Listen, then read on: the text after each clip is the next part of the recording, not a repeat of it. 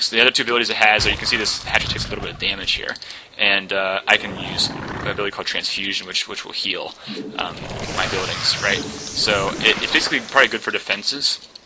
And like defenses, like I kind of showed you with Terran, you can't waypoint building up with drones like you can SCVs, because when you build a building with Zerg, it will the drone is sacrificed into the building. So here we're going to see that he turns to the building himself.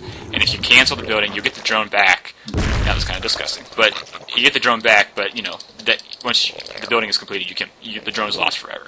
So what you can do, like say, okay, I know things are going to happen here pretty shortly or whatever.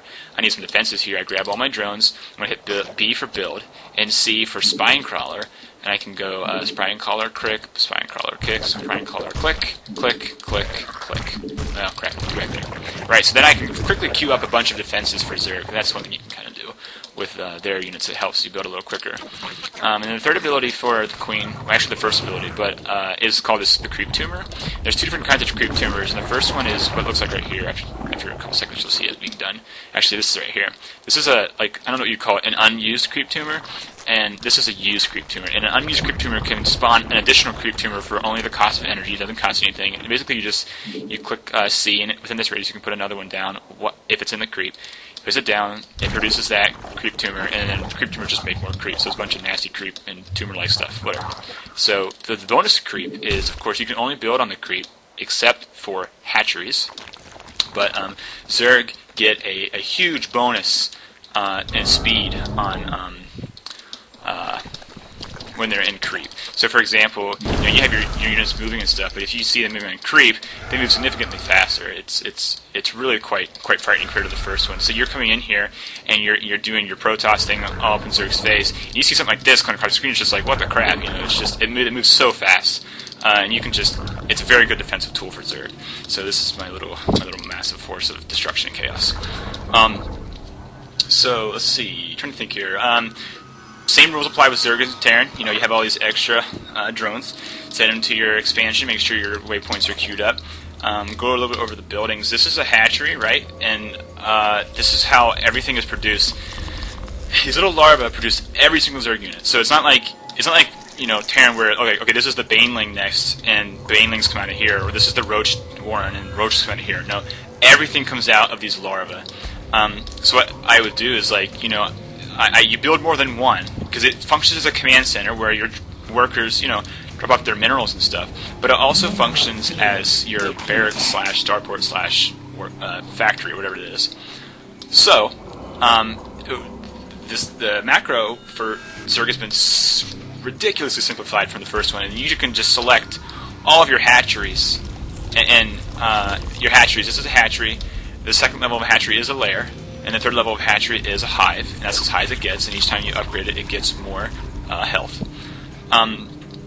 So if you can select all these guys and set them into one group, right? You just right-click as your waypoint, and you'll hit S, which is to select larvae.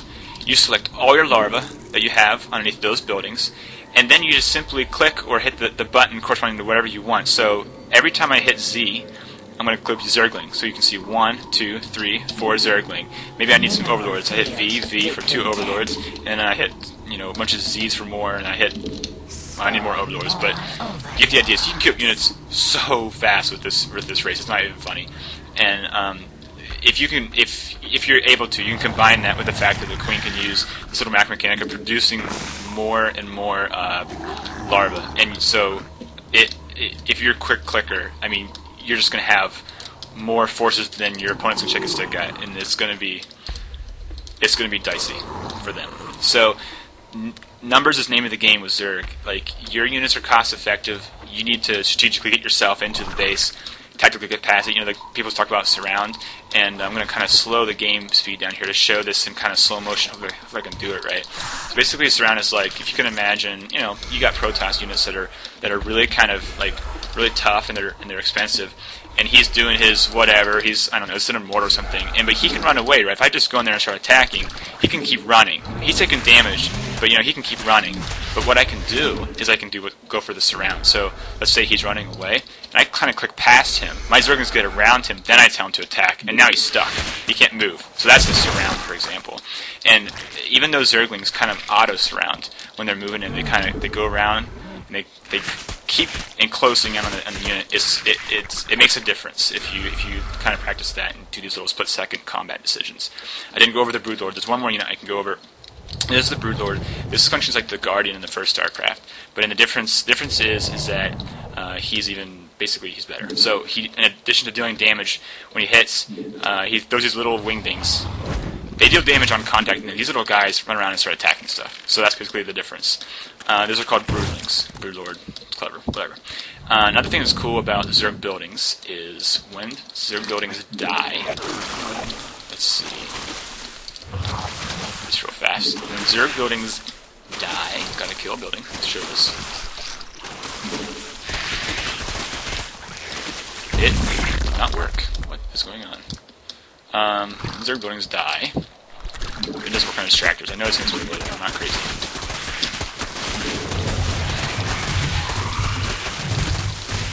Zerg buildings die, it spawns broodlings out of every single one. So that's kind of another dicey thing that you can do. So you consider that. You consider the fact that, if you have a number of infestors, where's my infestor at? He is right here. You can take this guy, if you can imagine having maybe 5 or 6 of these guys, and you just hit, T? You just hit T as fast as you can, you keep throwing up these eggs, and this is just, look how many units have just put out in a matter of nothing. These only cost energy, and they come around and start fighting, and those, each one of these is, about that of a Terra Marine. So, Zerg has so many options, and you can even, if you want to, create more cannon fodder by creating changelings and just throwing those at them, and whatever. So Zerg has so many options to just create so many units. It's just ridiculous. Yeah, so that's kind of like what Zerg's all about. Let's see, what else is there I should be going over? I know there's more things. Upgrades. So, upgrades in StarCraft work a little different than in a game like Command & Conquer, for example. There are 2 different types of upgrades in StarCraft. There are global upgrades and there are per-unit upgrades, or ways to evolve. So for an example of a per-unit upgrade would be like how I evolved this Corruptor here into this Broodlord here, right? So I click the Corruptor and I click Broodlord. And it's the only Corruptor that turns into the Broodlord. Or another example would be turning an Overlord into an Overseer. It's kind of the same thing, right? He just turns into one-time cost. A global upgrade is something that you might find in the Evolution Chamber. Now here's 2 Evolution Chambers.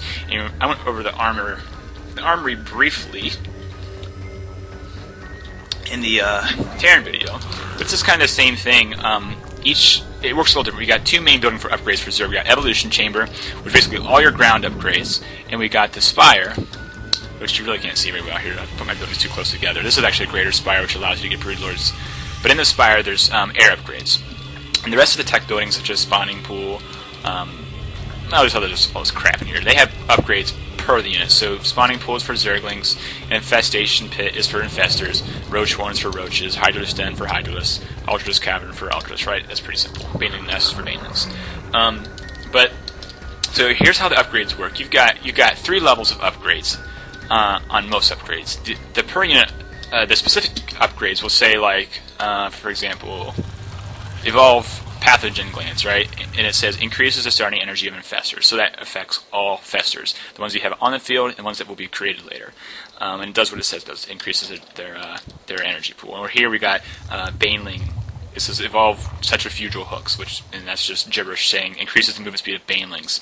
So we click on those and upgrade them, and then those units will be corresponding. Now these global upgrades work a little differently. They say evolve ground corpse level 1.